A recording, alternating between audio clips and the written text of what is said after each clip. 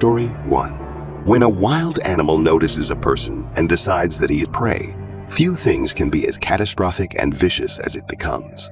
While most animals shy away from humans out of fear or just out of boredom, sometimes people tend to go too far into the wilderness, where they almost always meet their doom.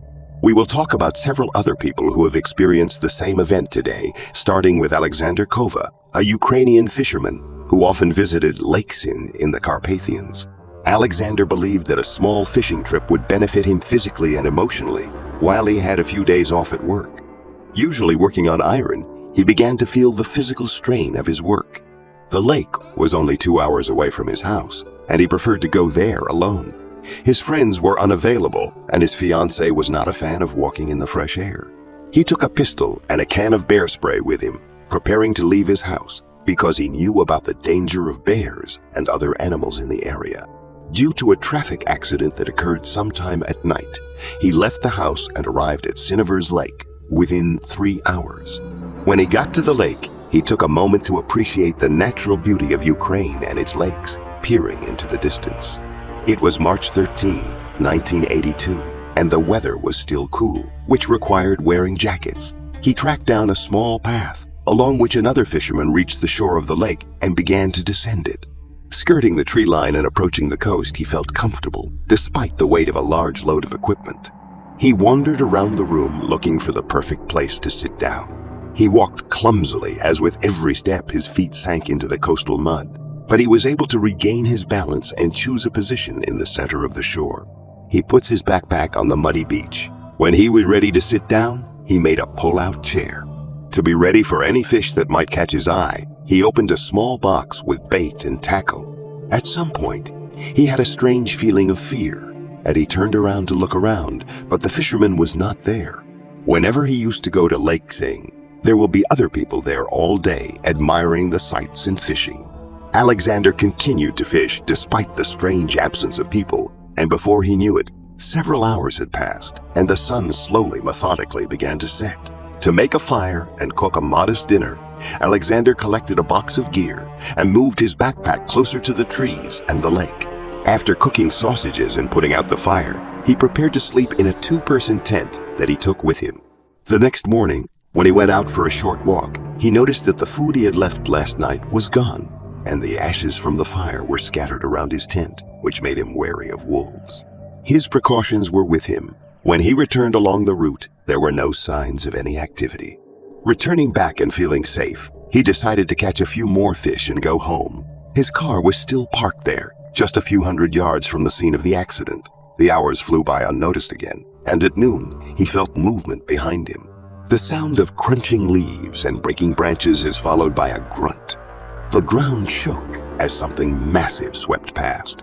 He walked behind Alexander, who could not move from fear. His hand slowly crawled to the pocket in which the bear spray was lying. He didn't dare to move and stood motionless the whole time. With his peripheral vision, he could make out the outline of a large brown bear entering the lake and standing in it, apparently in search of fish. Alexander realized that he had been holding his breath all the time while the animal was looking around, and that every second seemed like an eternity while he was watching the bear and anticipating its next move. But in the end, everything changed, and Alexander's greatest fears were justified. When the bear saw him, he charged. He put his hand in his pocket, pulled out a can of bear spray, and fired, but the air he was shooting at was very depressing. The inspection of the jar yielded nothing. The only sound he could make when the bear pinned him down with its weight was a scream. The beast roared loudly, growling inches from Alexander's face before digging its claws into his chest, ripping off his clothes and turning him over on his back. His strength could break bones. He instinctively raised his arms to protect his neck, but when the bear's jaws closed on his shoulder, hip, and hands, he could do nothing but scream. He continued to scream while blood was pouring everywhere, destroying his vocal cords in the process. The bear's jaws clenched wherever they could, and he continued to scream as his bones shattered and split into splinters. Later, he remembers Alexander telling him that he was fighting for life and death, to put an end to his suffering, and prayed that the bear would kill him. The bear seemed to pause its attack for a split second. In a last desperate attempt to roll over and defend himself, he remembered the gun in the other pocket. Working only with his feet, he was able to roll over, find the gun, and pull the trigger, aiming at the bear's neck. But nothing happened. The weapon was discharged. When he got out of bed that morning, he realized that he had forgotten to charge it and immediately lost hope of surviving this attack. He heard a deafening explosion in the distance, followed by two more as the bear's mouth slowly opened and headed for his throat. He also felt hot saliva running down his neck and felt fangs begin to sink in. The bear went limp and leaned all his weight as they echoed over the lake. When Alexander lost consciousness and woke up in the hospital, he heard people screaming. A few days later, his blood loss was significant, and the damage inflicted on his body would have left him with indelible scars and severe exhaustion that would have crippled him. However, he was not happy to be alive. When the hospital staff told him what had happened, it turned out that several more fishermen had arrived on their own excursion. However, they were better prepared than Alexander and had weapons with them. They took prompt measures, took him to the hospital as soon as possible, and arrived just in time.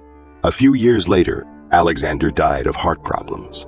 After a long and exhausting time, he was in constant agony and wished for death, mourning the day he went fishing. Because of the aggressiveness of bears, this story serves as a warning that surviving a bear encounter can indeed have the worst consequences. Story 2. Moving on. We have the example of Theo Marlin, a guy who retired after serving in the army at the age of 50 and decided to devote as much time as possible to building his house in the woods, where he spent most of his time. He usually went to his cabin with his army buddy Robert, but Robert wasn't there that day. Theo drove along the trail from where he left his car on April 14, 1999, and found his cabin, which was located in an unidentified area of Wyoming. He looked at the hut and was impressed by the work that was spent on its creation. It was a beautiful building with an excellent design. He was anxious and paranoid about spending time on the battlefield. Working with his hands significantly reduced these feelings. He approached the hut, and I was trying to choose what to work on that day when he thought that a small path leading to the main door would be appropriate. Before starting the task, he collected everything using the boards. He had previously constructed there. It would take him many days to build a staircase, a railing, and a small platform in front of the entrance. The staircase was finished by Theo on the first day. The railing had to be installed the next day, as he was an experienced craftsman. He made himself dinner, went to bed, and got up early the next morning to get to work, so that the next time he wanted to visit the hut, nothing was waiting for him. Everything was going according to plan. Using some cleaning products that were lying at his fingertips, he saw the tree and quickly secured it. Soon he had the railing almost ready. The conclusion was obvious, since he cleaned up everything as he went along. He drove in the last nail, looked down the stairs, and saw something terrible. Big black bears. It was located on the last step down the path. She looked up at him and seemed to be considering her decision. The presence of the bear made Theo's stomach turn cold, and he took a small step back, but the bear had already made his decision, and he began to climb the stairs noiselessly, stumbling over them. Theo tried to run away from the bear, but could not do it due to the fact that the huge paws of the animal with a low growl hit the thick, recently fastened boards. There was a handrail. With the exception of the part at the back where he intended to build additional steps, it was mostly closed. The bear rushed at him, bit into his lower abdomen and bit his legs, knocking him to the ground. Theo screamed in agony and moaned in pain, looking for a way to escape.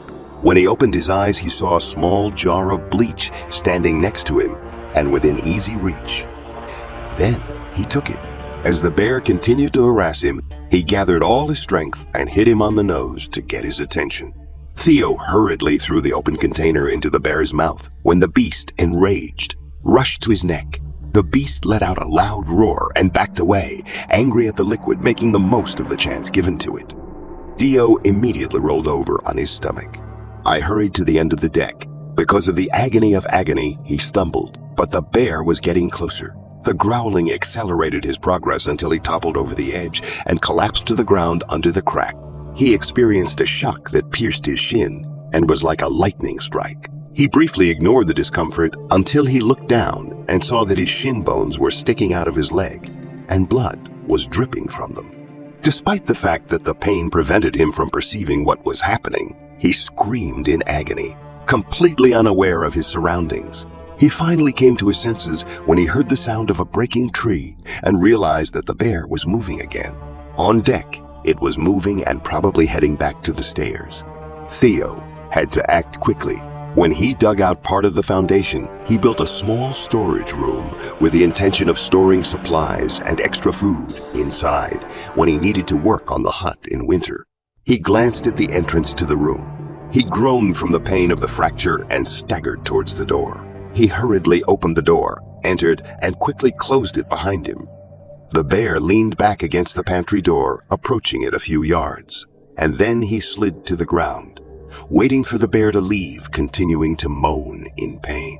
When he finally turned away and returned to the forest, he spent a considerable amount of time at the door, scratching it with his claws and howling continuously.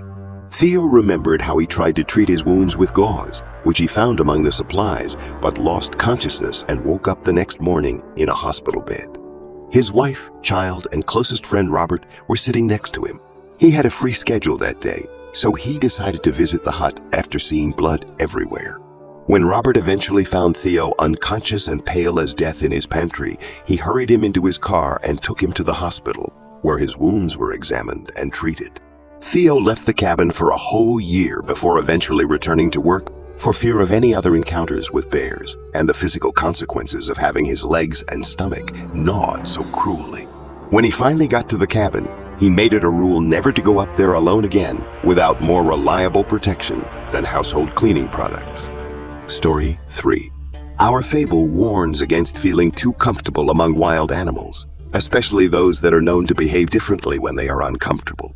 At Coach Bay Stan, there was a martial arts and wrestling instructor named Agent Novikov. He had been a trainer for 15 years and was well acquainted with both kickboxing and jiu-jitsu. Over time, he became interested in the local bear population and collaborated with other hunters to find a bear cub to raise. Drew, which means friend in Russian, was a bear who grew up with Eugene and his hunting companions. He used to take some of his students to the mountain where the bear was regularly kept, where, as children, they would wrestle with the bear to get an idea of him, gain strength, and get used to the beast. There were times when Drew argued more fiercely than usual, but it was never openly hostile towards anyone. Once Eugene had to intervene. In particular, on October 2, 2001, when several of Drew's students showed up at the camp with wine on their own and were generally cheerful, Eugene was in the mountains with Drew.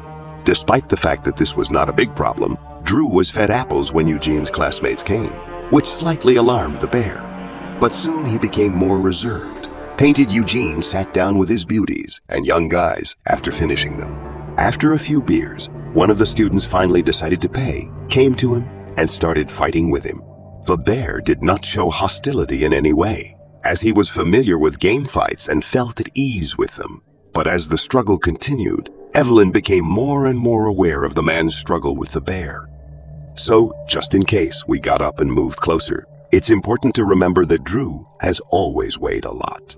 He had an iron chain around his neck so that he would not lose his way. Eugene felt even more awkward, since the young guy was still within the length of the entire chain.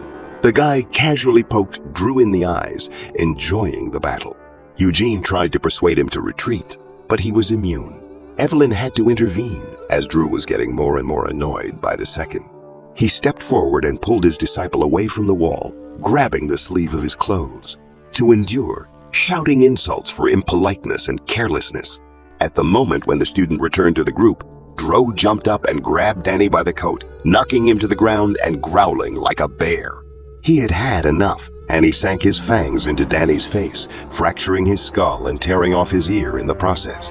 4 people had to pull Drew away from him by force. Moreover, the bear continued to growl while Eugene was lying on the ground, bleeding.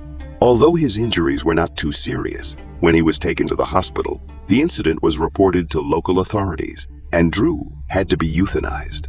Eugene, unfortunately, got off with a warning. He will always have serious scars and vision problems. Story 4. In the 4th and last of our stories, which takes place in Idaho, a suburban housewife, Natalie Davis, meets a black bear who climbs into her garage in search of food. After a long day in accounting on March 4, she came home to an empty house, since her husband was on the night shift and would not return until the next morning. She planned to cook dinner for herself and then relax with a book, as she was tired after a hard day's work.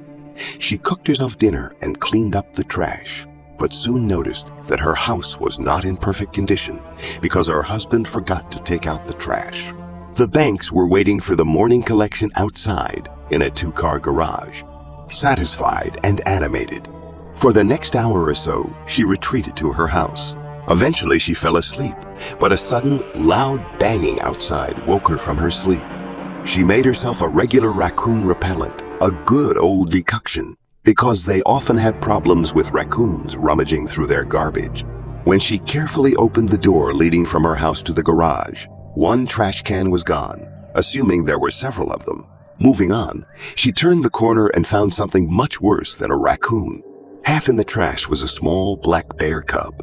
She immediately began rummaging through it and let out a low cry of surprise, which made the bear still tossing around in the jar. He eventually tossed it aside and turned to face Natalie before growling and menacingly approaching her. With his every move, Natalie was getting more and more scared, but she understood that she had to act. She staggered back before trying to reach the door of her house. Before she felt something dig into her calf and pull her down, she almost managed to grab the door handle. The bear's claws dug into her skin and rubbed against her shin bone, causing her to scream. And out of sheer desperation, she rolled onto her back and kicked the bear in the nose with all her might. It was ineffective. Natalie continued to scream and resist, but it was ineffective as the beast simply became enraged and began biting and scratching her leg, eventually reaching her waist. Just when she thought it was over for her, blood began to flow, and she saw her tendons shining through the incision, separating from the bones. Out of the corner of her eye, she saw something moving through the garage door. He was a big guy. She recognized Dominic, her neighbor who heard about her problems and came to her garage with a shovel and a very angry look. The bear lost his balance and staggered back when the shovel whistled through the air and hit him right in the head, just enough for Natalie to squeeze through the half-open door and close it. Dominic struggled with the bear in the garage, but soon he retreated and ran to the front of the house, where the bear disappeared in the distance.